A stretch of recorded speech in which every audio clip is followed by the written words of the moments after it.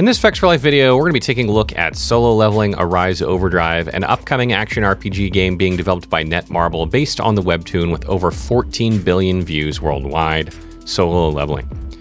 The game was first announced back in June during the Xbox Game Showcase and now has a proper release date set for November 17th. This game was made for people who want a full, authentic solo leveling title. You pay once for a full package game with full access to the story, boss raids, and multiplayer content.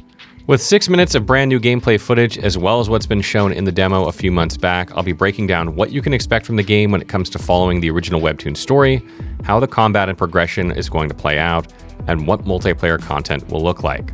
Before we get into it though, a big shout out to Solo Leveling Arise Overdrive for sponsoring this video. If you like what you see in the video and you want to help support the channel, you can use the link below to pre-order the game or wishlist it for when it comes out on November 17th. In the story for Solo Leveling Arise Overdrive, you'll be playing as Sung Jin-woo throughout the normal expected timeline from the Webtoon. So you can expect the classic story of E-Class hunter Sung Jin-woo transforming from a barely survivable weakling into the Shadow Monarch with the same arcs, characters, abilities, and weapons from the Webtoon seen in the game itself. In the game, you start out a decent way into the story with a short opening cutscene showing the story up to that point. Moving on to the actual gameplay, the basic gameplay loop you can expect is a mission-based structure where you have a central hub, then access a world map to go to specific missions. Officially, the game will have 10 chapters. Since Chapter 1 in the game has 7 missions from the Steam Next Fest demo, you can probably expect at least 60 or so missions in the full game, which is decently sizable. Within a mission, you'll be progressing through a relatively linear map, defeating enemies and activating waypoints which act as checkpoints and management stations for your current team setup and build. You'll have segments for story cutscenes and character dialogue throughout every mission, with each having very different landscapes and areas and an art style that's somewhere between comic and realism. There are abandoned cave areas, desert-like areas with scorpions, frost areas, and full-on dungeons, just like the original Webtoon. While the exploration seems somewhat lacking in the missions so far, it definitely feels like the combat and progression are the real focus of the game, just like in the original Webtoon, so let's get into those. Solo Leveling Arise Overdrive has a lot to unpack when it comes to combat and progression, so to start, let's go over the basics of combat mechanics. Your attacks are basic attack, 2 basic skills, a weapon skill, 3 QTE skills, and an ultimate skill. For defensive options, you get the choice of either blocking or evading. If you can perfectly time evading or blocking, you can activate extreme evasion or deflection, which can be followed up with a counterattack. If you do take damage though, you can heal with potions, which refresh at checkpoints. Basic attacks are just normal attacks with a current weapon which can be spammed. Basic skills are abilities that cost MP. Some examples of basic skills are summoning shadow spears which surge out of the ground, creating a black hole orb which continuously pulls in enemies, or pummeling enemies with 1,000 punches. Your weapon skill is the skill bound to your currently equipped weapon, such as the Ice Explosion skill on the starter Ice Elf's Bow. QTE skills are follow-up skills which can be used after certain actions like using a basic skill, extreme evading or deflecting enemy attacks, or summoning other hunters. Lastly, the ultimate skill is an ability you have to first charge up by attacking, deflecting, and evading attacks, and does huge burst damage when activated. The ultimate skill isn't actually the strongest ability in your kit though. Charging the Monarch's Awakening gauge allows you to enter Jin-woo's ultimate Monarch of Shadows form, which has completely different basic attack combos, basic skills, QTE skills, and a brand new ultimate. That's it for the basics of your kit, but you can actually use other hunters as support in the middle of battle, or simply just play as the other hunters by swapping characters. Using hunter support can prompt a QTE skill and stack one of the 5 status effects in the game, namely Illuminate, Cold Ice, Scorch, Erode, and Haunt. Most attacks in the game inflict one of these status effects, and with enough on-hit effects, you can proc an elemental status effect on the enemy that does damage, as well as a special effect such as Erode turning enemies to stone. Once you stack one elemental status effect, stacking one more using another hunter or weapon will proc Elemental Chain, dealing bonus chaos and overall damage for more devastating combos. Learning to play without taking damage and using a variety of skills grants you more points for the overall mission,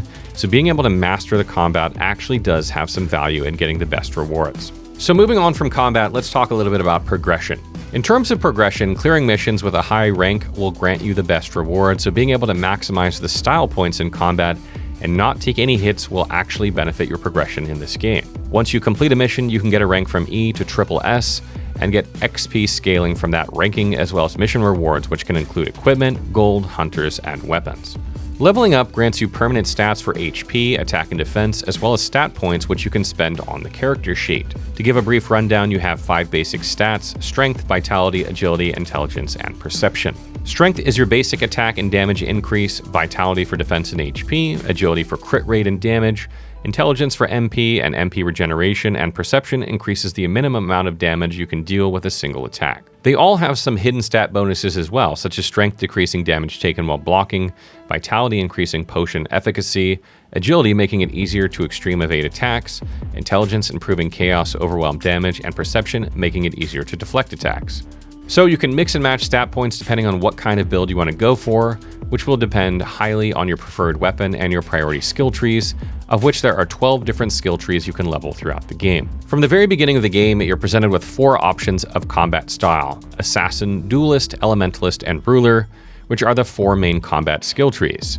You also have 6 other separate weapon skill trees for weapon skills, and 2 other skill trees for Constitution and the Special Monarch mode, which we'll go into in a minute. In all of the skill lines, you spend skill scrolls that you get from missions to acquire skills, and for your 4 combat skills, you can unlock a super powerful central passive bonus skill using a special crystal in the 4 lines that completely changes your capabilities. The Assassin line is all about back attacks and has the main skill Camouflage. Camouflage triggers when back attacking with an ability, and when activated, it increases all your back attack damage while giving huge survivability bonuses. The Duelist line is focused on staggers with the main skill Smash. Smash makes staggering enemies stagger for even longer, makes you tankier, and increases the damage of counterattack. The Elementalist line makes elemental status effects more efficient with the main skill Chain Reaction, which makes elemental status effects easier to stack up and deal more damage. And lastly, the Ruler line enhances the shadow playstyle of Jinnu from the Webtoon, focusing on shadow summoning. The main skill in this line is Shadow Summon, which summons a shadow to attack enemies upon using certain abilities within the Ruler skill tree. You will still be able to use Jinnu's signature summon without the skill line, however. Despite all being very separate playstyles, you will eventually be able to unlock all the skill lines by farming all the skill scrolls in the game, but it's not yet clear if you can unlock all the main skills that use a special crystal, so you may have to choose a set amount of main skills to make your build. For the weapon skills, you have skill trees for all of the 6 equipable weapon types in the game, including swords, daggers, bows, firearms, focuses, and two-handed weapons. These skills typically increase weapon skill damage for that weapon type and add other special effects, for example, using a dash attack with a bow stunning the enemy. The last 2 skill lines are Physique and the Monarch's Awakening, which are pretty straightforward.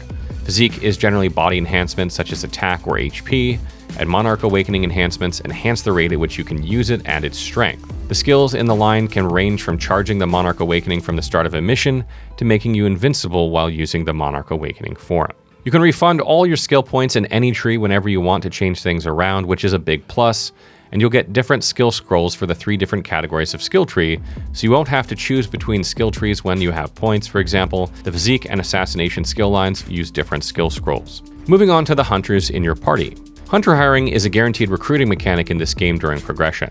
There are 20 plus hunters which can be unlocked by bartering a contract with commemorative coins that you earn while playing. Depending on how much you barter, you get a certain chance of the hunter accepting your contract, with higher ranking S rank hunters requiring more coins for a higher chance of accepting. As previously mentioned, you can use hunters as support in combat or just straight up play them if you'd like. One last thing to note on hunters is the sync chain mechanic, which replaces the Monarch's Awakening ability when you play as another hunter character. This activates all of the ultimates in the team at the same time and provides a huge stat bonus for all hunters for a brief period of time for some pretty gnarly burst damage. Lastly, for customization, you have equipable weapons, armor, and accessories. Armor and accessories are in their own category as set pieces in armor, giving you additional main effects and sub-status effects as well. For example, necklaces can give additional HP as a main stat and water damage as a sub-stat. Set bonuses can give bigger effects like inflicting haunt when dealing dark damage, or simply increase damage when back attacking enemies. Weapons are more separated as they have their own weapon skills and can actually be crafted at the home hub. You can use materials gained from breaking the environment and defeating bosses to craft low-tier weapons, then higher-tier weapons using the lower-tier ones to get progressively stronger. Weapons have scaling for the 5 stats in the game and all have their personal unique weapon skills. You can expect to make and use weapons from the original series as well, such as Kasaka's Venom Fang and the Demon King's daggers. Moving on from combat customization, there's actually a fashion part of the game that you can tinker around with. Though we don't have the exact details, we do know that you'll be able to customize other hunters and Jinnu himself by selecting his hairstyle and hair color, and equipping various facial accessories to create your own version of these characters. Moving on from the single-player content, let's talk a little bit about the added multiplayer within this game. There are multiple contents that can be played as up to 4-player co-op, which you can choose from fighting as just Jinoo or as a party of other hunters to take out a big raid boss. So if you want, you can go for a 4-player Jinoo party, or a team of 3 hunters and 1 Jinoo, or just a full hunter party. As for the extent of how it works, you can just quick search for any lobby from the home hub, create your own co-op lobby that can be private with a password, and search for specific bosses or chapters if you need specific materials and want to run it with some randoms. So that wraps up everything we know so far about Solo Leveling Arise Overdrive. It officially scheduled to launch on November 17th on Steam and Xbox, with pre-orders currently available. As mentioned earlier in the video, there is another demo starting Friday at TwitchCon, and if the title interests you, you can use our link below to pre-order the game or wishlist it on Steam and help support the channel.